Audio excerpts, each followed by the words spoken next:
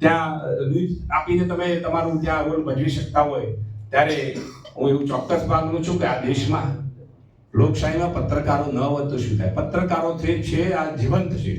ચોથો સ્તંભ કહી શકાય છે. આપણે બધા દર વખત કહીએ છીએ પત્રકારિતા. તારે મજબૂત રાષ્ટ્ર માટે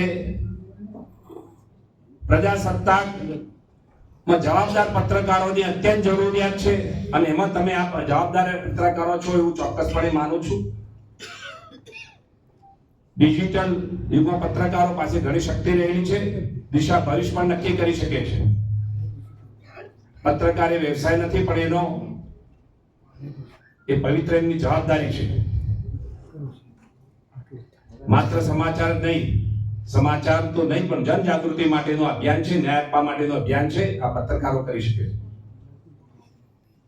સમાજને જાગૃત કરવા, શક્તિશાળી બનાવો, જનતા વચ્ચે મજબૂત કડી બનાવી, સમાચાર ખોટા પ્રચાર વચ્ચે ભેદજનક અવાજ છે અને માનનીય વડાપ્રધાન શ્રી નરેન્દ્રભાઈ મોદી સાહેબના નેતૃત્વમાં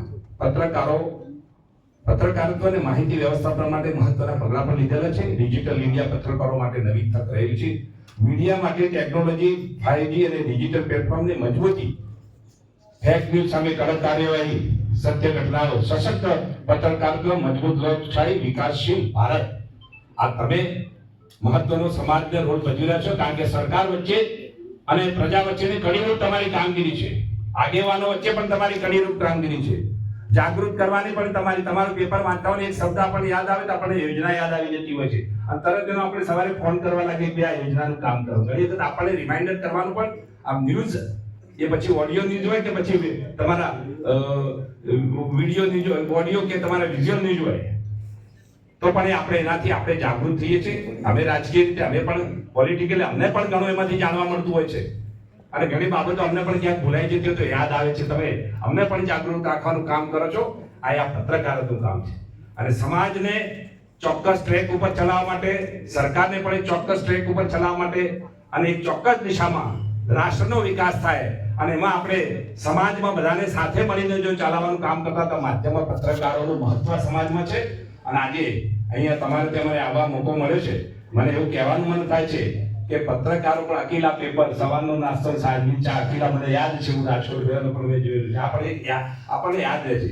પછી અહીંયા સુધીર ચૌધરીને પણ સાંજે ન્યૂઝ જોયા સોતા પહેલા સુધીર ચૌધરીના ન્યૂઝ જોવાનું મન થાય છે.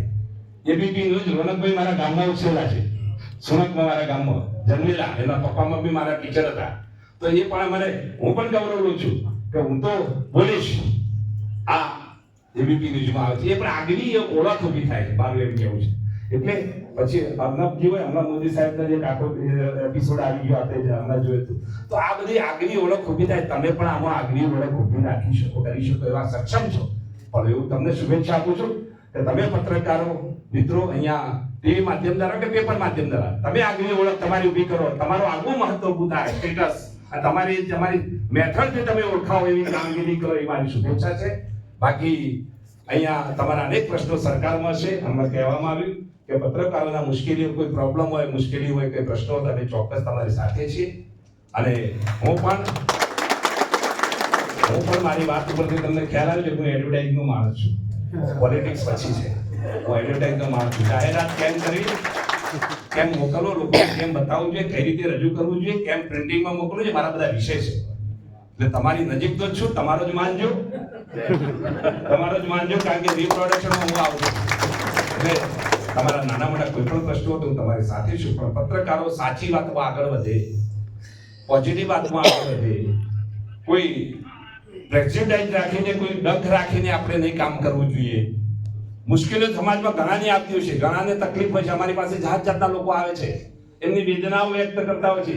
ક્યાંક નાના ખોટો કામ હોય તો પણ આપણે એની કઈ સામાજિક પરિસ્થિતિ બગડી ગઈ હોય તો એને પણ આપણે સાંત્વન આપીએ છીએ. પાછો બેઠો થાય અને સુધારા પર જતો રહે. લોકોને પણ તમે પ્રેરણા આપવા એવું કામ કરો. સમાજને એક મજબૂત બનાવો.